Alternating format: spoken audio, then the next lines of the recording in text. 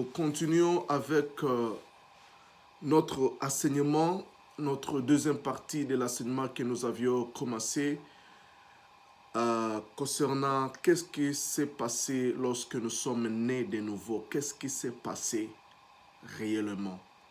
Nous étions en train de partager sur un thème intitulé « Qu'est-ce qui s'est passé réellement les jours où nous sommes nés de nouveau ?» Dans notre première partie, nous vous avions montré comme quoi, lorsque nous sommes nés de nouveau, Dieu nous a donné le pouvoir de devenir enfants de Dieu.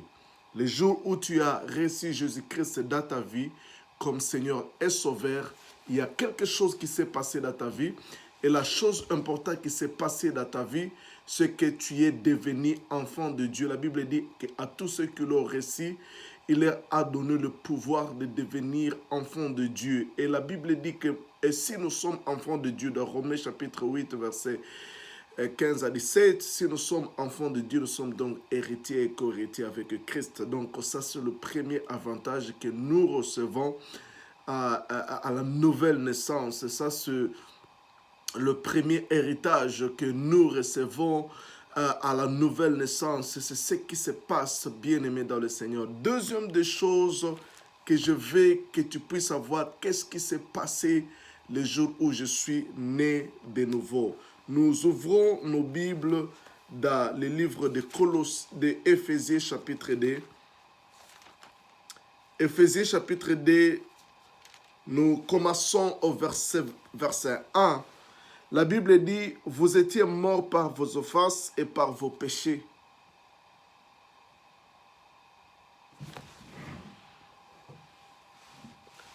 Vous étiez morts par vos offenses et par vos péchés, dans lesquels vous marchiez autrefois selon les traits de ce monde, selon les princes de la puissance de l'air de l'esprit qui agit maintenant dans les fils de la rébellion. Nous tous, nous étions de leur nombre et nous vivions autrefois selon les convoitises de notre chair, accomplissant la volonté de la chair et de nos pensées, et nous étions par nature des enfants de la colère comme les autres. Ici, c'est avant la nouvelle naissance.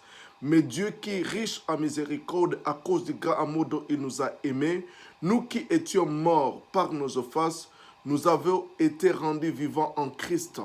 Le jour où tu es né de nouveau, tu as été rendu vivant.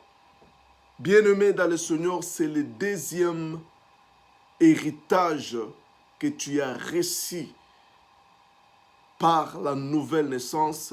Tu as été rendu vivant, c'est-à-dire tu as reçu la vie. Lorsque Adam a péché, souvenez-vous, Dieu avait dit, lorsque tu mangeras de l'arbre de la connaissance du bien et du mal, tu mourras. Et ce même jour où l'homme a mangé l'arbre de la connaissance et du mal, de la connaissance du bien et du mal, il a perdu la vie de Dieu et il est mort. Et dès lors, la mort a régné jusqu'à la venue de Christ. Et quand Christ est ressuscité, et ceux qui croient à sa mort et à sa résurrection, la Bible dit qu'ils ont été rendus vivants. Donc, ils ont reçu la vie éternelle. La Bible dit dans Jean chapitre 3, verset 16, « Car Dieu a aimé le monde, il a donné son Fils unique afin que quiconque croit à lui ne périsse point, mais qu'il ait la vie éternelle. » C'est-à-dire, le jour où tu es né de nouveau, le jour que tu as reçu Jésus, la deuxième des choses que tu as reçu, c'est la vie de Dieu. Tu as reçu la vie éternelle. Parlant de la vie éternelle, en grec, c'est Zoé. Zoé, cela veut dire la vie de Dieu. La vie de Dieu, c'est la nature de Dieu. La vie éternelle, ce n'est pas quelque chose que tu peux imaginer. C'est la vie de Dieu que Dieu nous a donnée en Christ. Et la Bible dit qu'il nous a rendus vivants avec Christ. Donc nous avons reçu cette vie de Dieu. Nous avons été impactés de la vie de Dieu. Nous avons été rendus vivants. Nous avons récupéré ce que nous avons perdu en Adam au travers la mort qu'il a connue après avoir désobéi en Dieu par la nouvelle naissance, nous recevons de nouveau la vie. Et cette vie, c'est une vie éternelle. Cette vie éternelle, nous ne la recevrons pas lorsque nous irons au ciel. Nous ne recevons pas cette vie lorsque le jour de l'enlèvement ou le jour où nous entrerons dans la nouvelle Jérusalem. Cette vie, nous l'avons maintenant. Nous l'avons maintenant même. Cette vie de Dieu, nous l'avons maintenant. La Bible dit, si vous lisez dans Jean, chapitre, je crois que c'est le chapitre 5 de Jean, chapitre 5, qu'est-ce qui est écrit là-bas?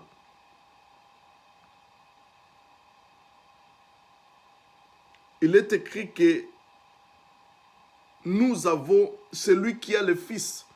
Jean chapitre 5, verset 12. Celui qui a le Fils a la vie, celui qui n'a pas le Fils de Dieu n'a pas la vie. Ici, je vous écris ces choses afin que vous sachiez que vous avez la vie éternelle. Vous qui croyez au Fils de Dieu, vous avez la vie éternelle. Cette vie, il ne dit pas que vous aurez la vie éternelle. Vous l'avez déjà, tu l'as déjà. Tu as la vie éternelle, tu as la vie éternelle, tu as les zoé de Dieu, tu as la nature de Dieu. Cette vie, c'est cette nature de Dieu qui n'a pas de péché, c'est cette nature qui n'a pas de maladie, c'est cette nature. Et bien aimé, tu dois maintenant apprendre comment naviguer et dans cette vie-là que tu as. Parce que cette vie-là, c'est une vie en Dieu.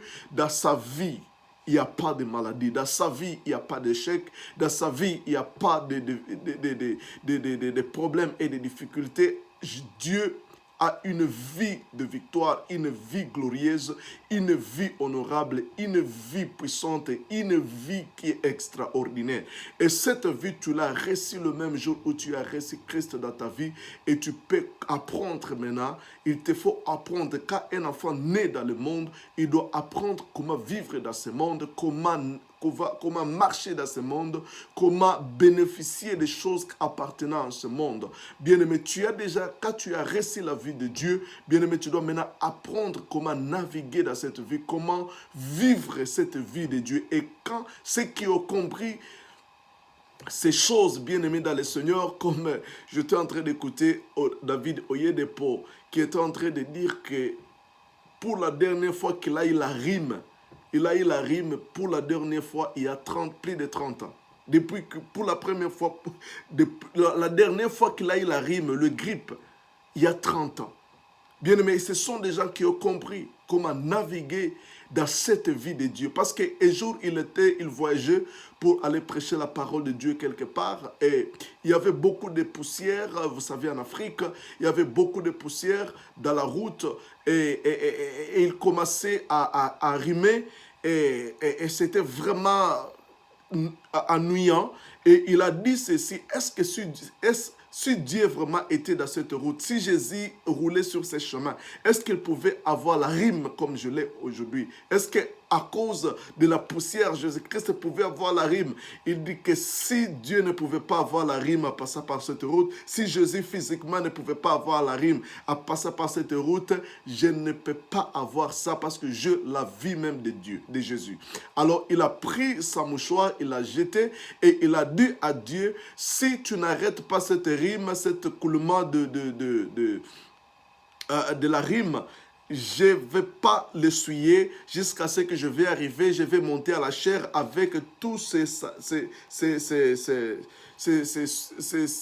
salives qui seront en train de couler. Alors, depuis ce jour-là, Dieu a écouté sa prière et il a pris ce qui lui appartient par la foi et jusqu'à présent, il y a 30 ans, il n'a jamais connu la rime. Je connais l'homme de Dieu, Kenneth Hagin, qui avait dit ceci, qu'il a plus de 40 ans, il n'a jamais eu le mot de tête. Bien-aimé dans le Seigneur, si tu as cette vie, tu peux commencer à enjoy cette vie de Dieu. Ça, c'est la deuxième des choses. La Bible dit dans Éphésiens chapitre, dès là où nous étions, qui nous a rendus vivants avec Christ, c'est par grâce que vous êtes sauvés. Il nous a ressuscités ensemble et qui nous a fait asseoir ensemble dans les lieux célestes en Jésus-Christ.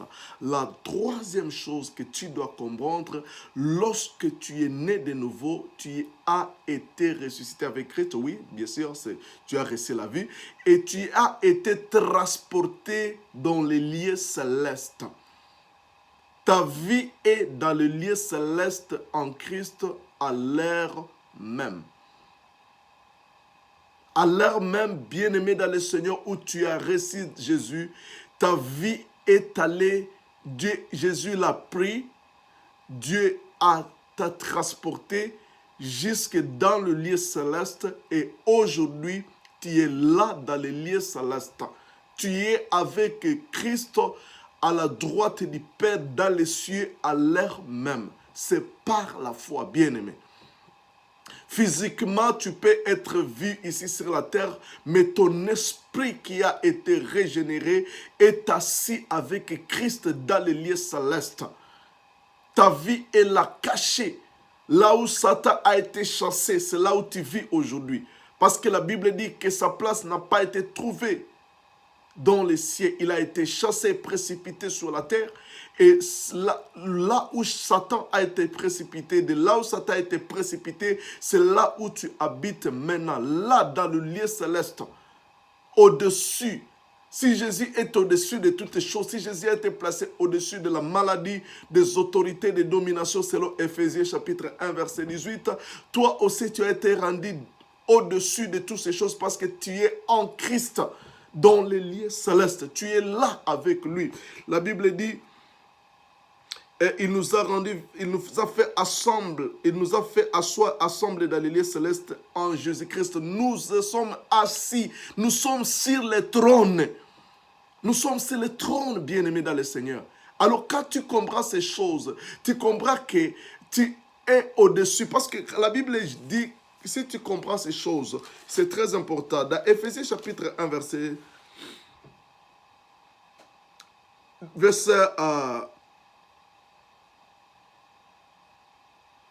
laisse-moi chercher les versets. La Bible dit dans Éphésiens chapitre 1, je peux commencer au verset 18, la Bible dit qu'il illumine les yeux de votre cœur pour que vous sachiez quelle est l'espérance qui s'attache à son appel, quelle est la richesse de la gloire de son héritage qu'il réserve aux saints, quelle est avec nous qui croyons l'infinie grandeur de sa puissance, se manifesta avec efficacité par la vertu de sa force. Il a déployé en Christ en le ressuscitant entre les morts et en le faisant soi à sa droite dans le lieu céleste au-dessus. Christ a été Dieu l'a fait asseoir dans le lieu céleste. Et dans Éphésiens chapitre 2, la Bible dit qu'il nous a fait asseoir ensemble dans le lieu céleste avec Christ. Donc Christ a été fait assis dans le lieu céleste. Et à Éphésiens, la Bible dit, chapitre 1, il dit,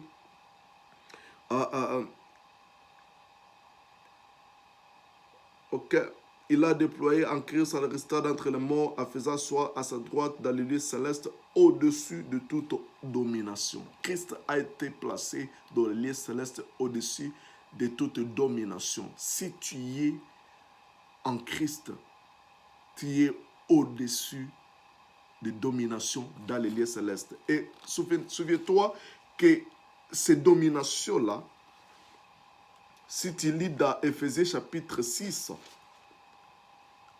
verset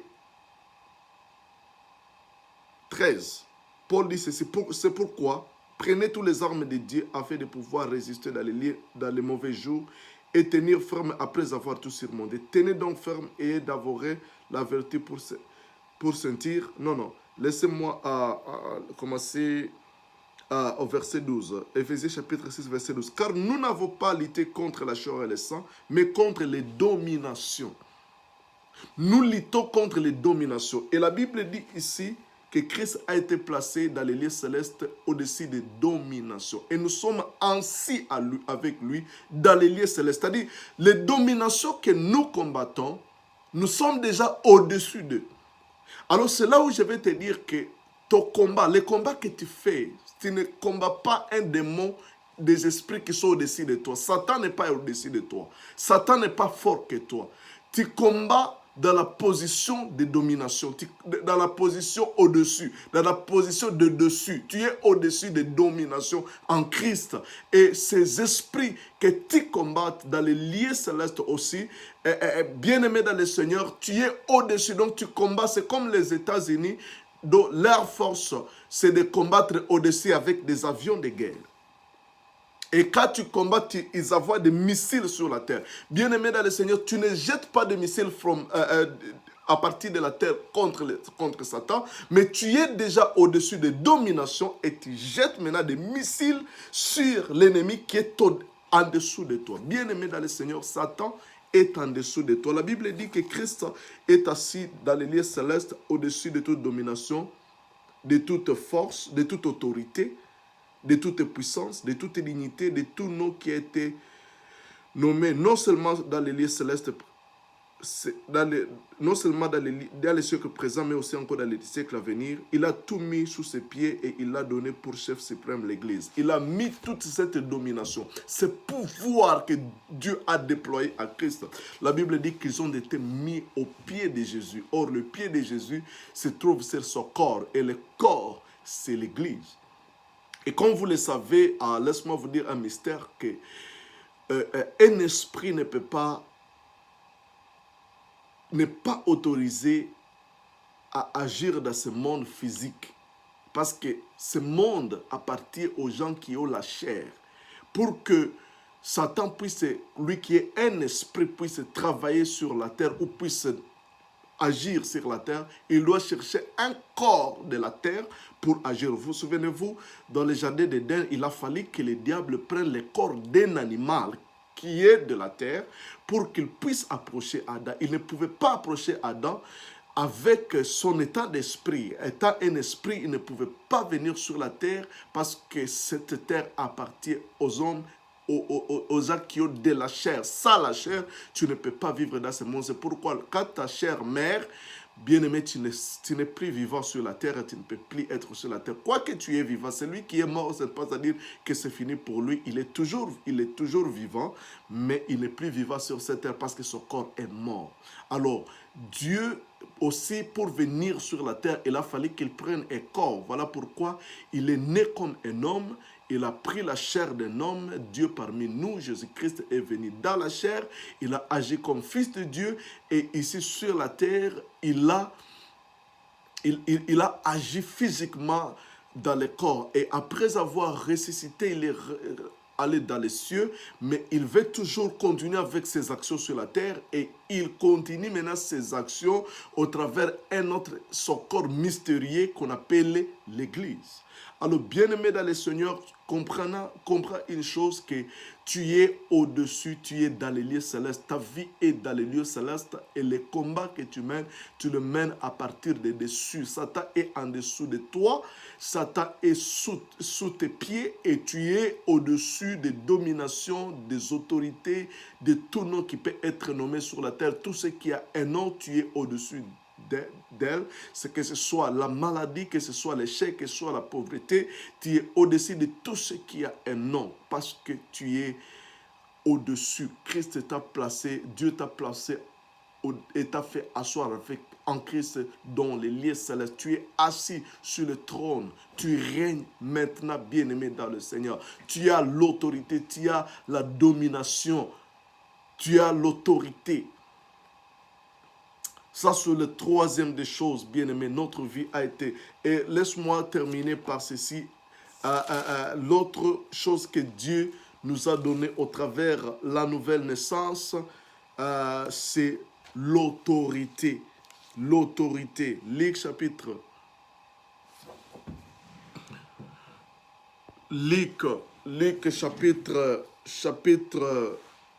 10, verset 19, la Bible dit ce qui suit. Luc chapitre 8, verset 19, la Bible dit « Voici, je vous ai donné le pouvoir de marcher sur les serpents, le scorpion et sur toute la puissance de l'ennemi, et rien ne pourra vous nuire. » Ici, on nous dit « Voici, je vous donne le pouvoir. » Ce pouvoir-là, c'est l'autorité. Je vous donne le pouvoir de marcher sur les serpents, les scorpions, sur toute la puissance de l'ennemi, et rien ne pourra vous nuire. Dieu nous a donné déjà les pouvoirs. Bien-aimé, c'est à nous d'exercer les pouvoirs qu'il nous a donnés. Bien-aimé dans le Seigneur, quand un maire de la ville confère le pouvoir aux policiers d'aller arrêter, d'aller contrôler le trafic, bien-aimé dans le Seigneur, le policier, il peut être mince, il peut être de courte taille, mais s'il lève seulement sa main comme ça, toutes les voitures, tout le trafic doit s'arrêter. Pourquoi? Il n'a pas la puissance d'arrêter ces véhicules, parce que ces véhicules, s'il vient et se cogner sur lui, il peut mourir, mais il lui a été donné le pouvoir, l'autorité. L'autorité ne lui appartient pas, mais il lui a été conféré cette autorité par celui qui est au-dessus de lui, d'arrêter le trafic quand il veut et de libérer le trafic quand il veut. Donc, il a le pouvoir d'arrêter même un véhicule de 100 tonnes. Il a le pouvoir de dire stop et il va le stopper parce qu'il a ce pouvoir. C'est le pouvoir qui lui a été donné. C'est l'autorité qui lui a été donnée. Bien-aimés dans le Seigneur, nous aussi, Dieu nous a donné le pouvoir, l'autorité de marcher sur les serpents, sur les scorpions et sur toute la puissance de l'ennemi.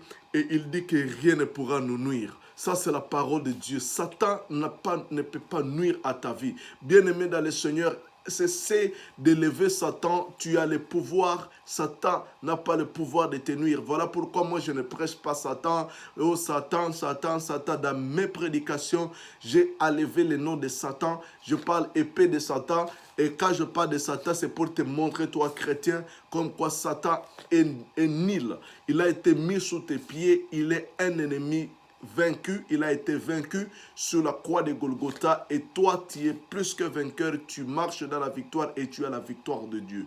Bien-aimé dans le Seigneur, il nous a donné le pouvoir de marcher sur les serpents, sur le scorpion, sur toute la puissance de l'ennemi. Et même Jésus dira ceci, voici le miracle qui accompagnera ceux qui ont crié à mon nom, ils chasseront les démons. Tu as le pouvoir de chasser les démons dans ta vie, dans la vie de tes enfants, dans ta famille. Tu as le pouvoir de chasser les démons dans un territoire quelconque que le diable contrôle, dans une maison, dans une famille. Tu as le pouvoir de chasser, you have the power to cast out demons and power of darkness. C'est un pouvoir qui t'a été donné, bien-aimé.